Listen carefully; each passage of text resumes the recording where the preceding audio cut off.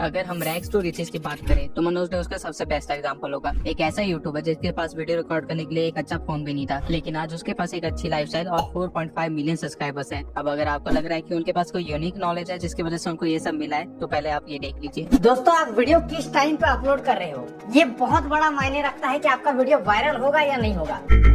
चीज लिखा हुआ है रैंकिंग बाय व्यूज, और रैंकिंग बाय व्यूज में दोस्तों ये है 3 नंबर पे। तो इसी से रैंकिंग बनता है कि आपके पिछले 10 वीडियो का जो परफॉर्मेंस है, तो वो टाइमिंग के हिसाब से आपका वीडियो कैसा रैंक कर रहा है। अभी वाला वीडियो। अब अगर आपके पास YouTube की हल्की सी भी नॉलेज है तो आपको समझ आ गया होगा कि इन्होंने जो कुछ भी बताया वो बिल्कुल भी सच नहीं है। और आपकी इन्फॉर्मेशन के लिए बता दूं, इनकी हर वीडियो में कुछ इसी तरह की नॉलेज होती है। सिर्फ इतना ही नहीं, इनके ऊपर ऑलरेडी इतनी सारी एक्सपोज वीडियोस बन चुकी है, लेकिन इनकी ग्रोथ फिर भी नहीं रुक रही। और लास्ट मंथ इन्होंने अपने चैनल पे 24 मिलियन व्यूज गेन किए हैं, जो कि इनके सारे कॉम्पिटिटर से काफी ज्यादा है। लेकिन फिर से सवाल आता है कैसे।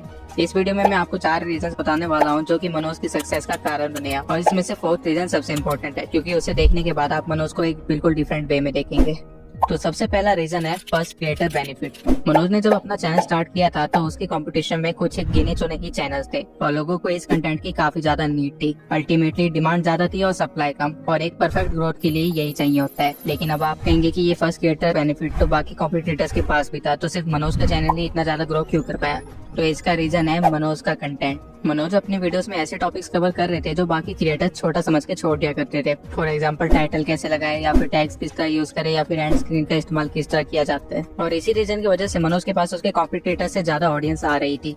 अब वो इन्फॉर्मेशन एक्चुअल में वर्क करे या ना करे, इससे कोई फर्क नहीं पड़ता था, क्योंकि उस टाइप की ऑडियंस को भी ज्यादा नॉलेज नहीं थी। वो जो भी देखते थे उसे सही मान लेते थे और फॉलो करने लग जाते थे, जिसकी वजह से मनोज की वीडियोस लगातार चलती रही। अब मनोज अपनी ऑडियंस को तो सेटिस्फाई रख रहे थे, लेकिन साथ ही साथ उनको यूट्यूब को भी सेटिस्फाई रखना था। और उन्होंने ये चीज भी की हमारे सेकंड पार्ट को फॉलो करके, जो की है कंसिस्टेंसी। मैं पर्सनली मनोज को 2019 से फॉलो करता हूँ, और मुझे उस टाइम पे कोई भी यूट्यूबर इतना कंसिस्टेंट नहीं मिला जितना मनोज था। उनको चैनल की स्टार्टिंग से ही ग्रोथ नहीं मिली थी। उन्होंने अपनी स्टार्टिंग में 100 से भी ज्यादा वीडियोस टैग से रिलेटेड बनाई थी, जो कि चलती भी नहीं थी, लेकिन उसके बाद भी वो रुके नहीं थे। और ऐसा बिल्कुल भी नहीं है कि वो सिर्फ अपने स्ट्रगलिंग फेज में ही कंसिस्टेंट थे। इवन दो उनका चैनल मोनेटाइज हो गया था और उनके पास 50K से भी ज्यादा सब्सक्राइबर्स थे, तभी वो दिन में कई बार 3 से 5 वीडियोस अपलोड कर दिया करते थे, जबकि उनके बाकी कॉम्पिटिटर्स हीले पड़ गए थे। और इसी कंसिस्टेंसी के कारण उनका ब्रेक इवन पॉइंट भी बहुत जल्दी आया, जब उनकी एक video how I shoot my videos viral हो गई। अब ये हुआ कैसे, आइए थोड़ा डिटेल में समझते हैं। यूट्यूब को हर क्रिएटर से सिर्फ 2 ही चीजें चाहिए, जो कि है क्वांटिटी विद क्वालिटी। और एज अ क्रिएटर आपको सिर्फ 2 लोगों को ही सेटिस्फाई करना होता है, एक आपकी ऑडियंस और एक यूट्यूब को। अब Manoj as a creator quantity तो प्रोड्यूस कर ही रहा था, जो कि यूट्यूब को सेटिस्फाई कर रहा था, और साथ में अपनी वीडियोस में थोड़ी थोड़ी नॉलेज भी दे रहा था, जो कि उसकी ऑडियंस को भी सेटिस्फाई कर रहा था। और ऑब्वियसली उस टाइम पे ऐसी वीडियोस की नीड थी, तो उसकी वीडियोस काफी आसानी से चल भी रही थी। और जब उन्होंने अपनी वीडियो डाली how I shoot my videos, तो उसमें उन्होंने अपना स्ट्रगल दिखाया कि कैसे वो एक टूटे हुए फोन से सीढ़ियों के पास बैठ के अपनी वीडियो रिकॉर्ड करते हैं, जिससे लोग काफी ज्यादा मोटिवेट भी हुए और रिलेट भी कर पाए। इसलिए उनकी वो वीडियो काफी ज्यादा वायरल भी हुई। लेकिन अगेन क्वेश्चन ये आता है कि बाकी कॉम्पिटिटर्स भी तो ये चीज फॉलो कर सकते थे, तो लेकिन मनोज ऐसा स्पेशल क्या कर रहा था जिसकी वजह से वो ग्रो कर रहा था। ऑल्दो मनोज अपनी वीडियोस में गलत इन्फॉर्मेशन दे रहा था और काफी ज्यादा क्वालिटी भी नहीं थी उनकी वीडियो में, स्टिल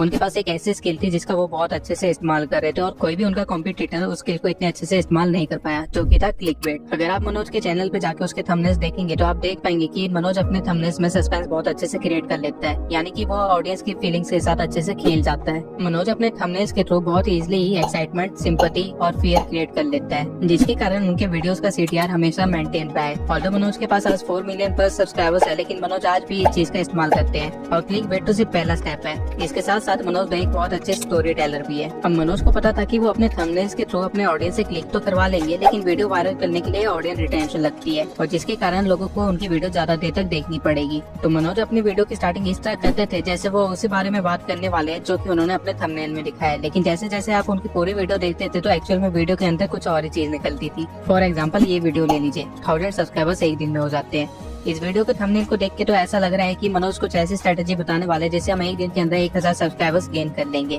अब ये वीडियो 10 मिनट की थी और लगभग 9 मिनट तक मनोज इसी तरह बात करते रहे जैसे वो कुछ बताने वाले जिससे एक दिन के अंदर 1000 सब्सक्राइबर्स गेन हो जाएंगे। लेकिन 9वें मिनट पे मनोज बताते हैं कि उनका चैनल अब इतना ज्यादा ग्रो हो चुका है कि उनको हर रोज 1000 सब्सक्राइबर्स इजिली गेन हो जाते हैं। और इसी तरह मनोज अपनी क्लिकबेट स्ट्रेटेजीज को, अपने स्टोरी टेलिंग स्किल्स को काफी अच्छे से यूज करके अपनी वीडियोस को वायरल कर लेते थे। अब अगर आपको लग रहा है कि आप भी ऐसा कर सकते हैं और आप भी अपनी वीडियो को इसी तरह वायरल कर सकते हैं, तो आप बहुत गलत हैं। क्योंकि एक टाइम के बाद ऑडियंस को समझ आ जाएगा कि आप उनके साथ क्या कर रहे हैं और वो आपकी वीडियोस देखना बंद कर देंगे। लेकिन अब आपका सवाल होगा कि मनोज भाई के साथ तो ये चीज काम कर गई तो मेरे साथ क्यों नहीं करेगी। तो इसका रीजन है the fourth point, not a YouTuber. जी हाँ, आपने सही सुना, मनोज भाई कोई यूट्यूब क्रिएटर नहीं है, बल्कि वो एक इन्फ्लुएंसर है। अब मैं ऐसा क्यों कह रहा हूँ? मनोज भाई की वीडियो में कोई खास इन्फॉर्मेशन नहीं होती, लोग उनको एक्सपोज कर रहे हैं। उनकी सक्सेस के बाद भी उनकी कंटेंट क्वालिटी में कोई ज्यादा डिफरेंस नहीं आया है और इस सब के बाद भी उनका चैनल ग्रो कर रहा है और पिछले मंथ उन्होंने 12 के सब्सक्राइबर्स गेन किए। लेकिन क्यों? क्योंकि लोग मनोज की वीडियो से इन्फॉर्मेशन के लिए नहीं देखते, बल्कि मनोज के लिए ही देखते हैं। मनोज की मैक्सिमम ऑडियंस रूरल एरिया से है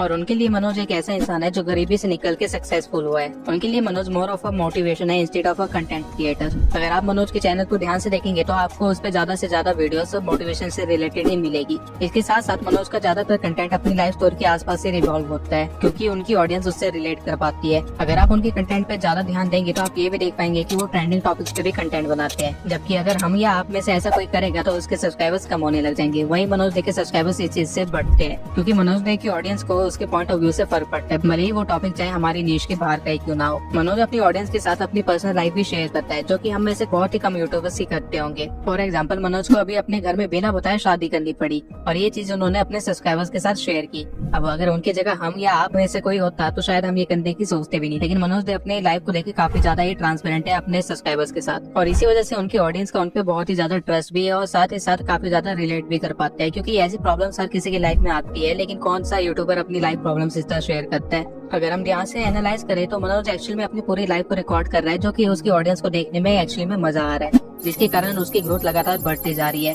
अगर कल को मनोज एक कुकिंग चैनल भी खोल लेता है तो भी उसकी वीडियोस वायरल होगी। वहीं अगर हम ऐसा करते हैं तो 100% गारंटी की हमारी वीडियोस नहीं चलेगी। अब काफी लोगों के अकॉर्डिंग मनोज एक स्कैमर है, एक फेक गुरु है, लेकिन मेरे अकॉर्डिंग वो एक मास्टरमाइंड है, क्योंकि जब उनकी फैमिली की सिचुएशन अच्छी नहीं थी और जब उनको एक जॉब ढूंढनी चाहिए थी, तब भी उन्होंने करेज दिखाया एक यूट्यूब चैनल खोलने का। साथ में उन्होंने टूटे हुए फोन से और इतनी स्ट्रगल में वीडियो रिकॉर्ड की और लगातार करते रहे जब तक उनको सक्सेस नहीं मिली। इतना हार्ड वर्क शायद ही कोई करता है, वो भी बिना जाने की यहाँ पे एक्चुअल में सक्सेस की गारंटी है या नहीं, और वो भी खासकर तब जब फैमिली की रिस्पॉन्सिबिलिटी आप पे हो। इसके साथ साथ ही उन्होंने लोगों की साइकोलॉजी को बहुत अच्छे से समझा और साथ में अपॉर्चुनिटी भी देखी कि किस तरह वो अपनी ऑडियंस को यूज कर सकते हैं। ऐसे बहुत ही कम यूट्यूबर्स है जो अपनी एक्चुअल ऑडियंस को पहचान पाते हैं और मनोज डे ने इसको बहुत अच्छे से पहचाना और उसका फायदा भी उठाया।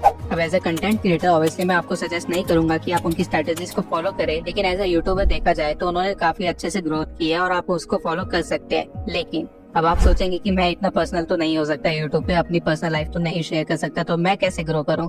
तो मैंने इसके लिए एक चैनल एनालिसिस पहले ही कर रखा है, आप जाके उसको देखिए और अपनी ग्रोथ को स्टार्ट कीजिए।